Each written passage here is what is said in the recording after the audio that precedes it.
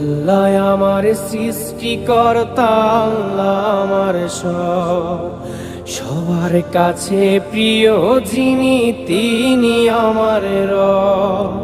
দুনিয়া করব সবাই আল্লাহর ইবাদত, দুনিয়া করব সবাই আল্লাহর ইবাদত। সব কিছুতে দিবেন তিনি তারি রহমত, সব কিছুতে দিবেন তিনি তারি রহমত। আল্লাহ আমার সৃষ্টিকর্তা, আল্লাহ আমার সবার কাছে প্রিয় যিনি তিনি আমার রব।